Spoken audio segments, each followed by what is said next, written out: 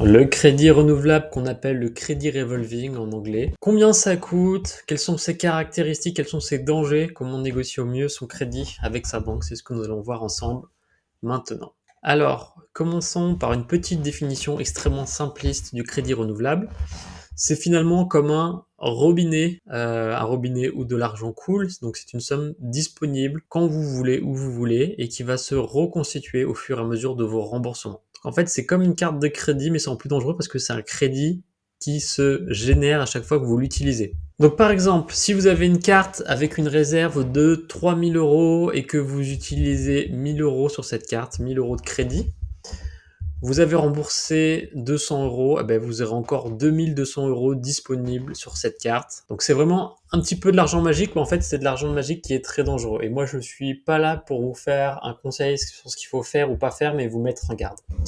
Et puis également vous expliquer comment ça fonctionne. Donc comment est-ce que ça fonctionne de manière très simple? C'est la banque, ça peut être une des nombreuses banques qui existent sur le marché, qui va vous accorder donc un crédit à hauteur de 3 000 €. Et en fait, tant que vous n'utilisez pas cet argent, ces 3 000 €, vous ne payez rien. En fait, c'est une disponibilité d'argent. Par contre, vous ne pouvez pas aller au-delà du montant qui est accordé par le crédit, et c'est vous qui allez rembourser selon des mensualités fixes ou variables en fonction du montant utilisé qui vous reste à payer. Mais le problème, c'est que les intérêts sont extrêmement élevés, et on va revenir sur ce point juste après. Alors, pourquoi est-ce qu'il faut faire très attention? Parce que les taux d'intérêt sont généralement entre 15 et 20%, parfois même jusqu'à 21%, donc c'est bien plus cher qu'un crédit classique qui tourne plutôt aux alentours de 6-8% d'intérêt, et en fait, à l'année, sur des grosses sommes, on peut voir que ça peut coûter extrêmement cher. Par exemple, si vous utilisez 1 000 € sur votre carte de crédit revolving à hauteur de 20% de taux d'intérêt, donc pour rembourser ce montant sur un an, ça va vous coûter 92 € par mois. Donc en fait, vous allez rembourser 1 104 €. Et en fait, les emprunts de ce 1 000 € va vous coûter finalement 104 €, ce qui est quand même important. Maintenant, on va essayer de regarder en fonction de la durée de remboursement, qu'est-ce que ça va vous coûter réellement. Donc si vous empruntez ces 3 000 € toujours sur un TAEG de 20%, sur 12 mois, ça va vous coûter 276 € de mensualité. Donc le crédit sera 312 €. Et en fait, plus la durée de remboursement sera longue, plus en termes de taux d'intérêt, ça sera important, surtout avec un taux d'intérêt extrêmement élevé. Et par exemple, en 2 années, si vous décidez de rembourser ce crédit en 24 mois, ça va vous coûter 648 € juste pour les intérêts, on ne parle pas de remboursement du crédit. Et sur 3 ans, on sera à hauteur de 996 €, donc un tiers de la somme empruntée sera payée en plus sous la forme d'intérêt. Donc c'est pour ça que ça peut être un piège à endettement et que ça n'aide pas forcément les personnes qui sont dans le besoin. Donc c'était utilisé avec précaution.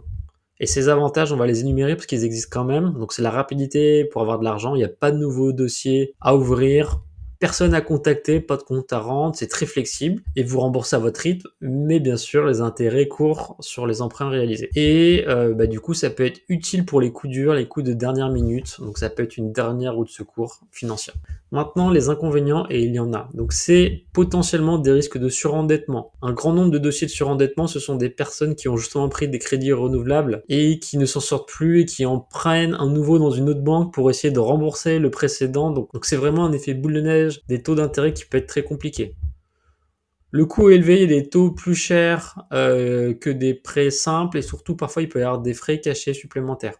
Puis aussi c'est de la tentation, parce que c'est de l'argent facile, donc c'est une dépense facile potentiellement, et on peut acheter des choses dont on n'aurait pas besoin, dont on n'aurait pas acheté sur ce crédit, donc il y a un risque d'addiction.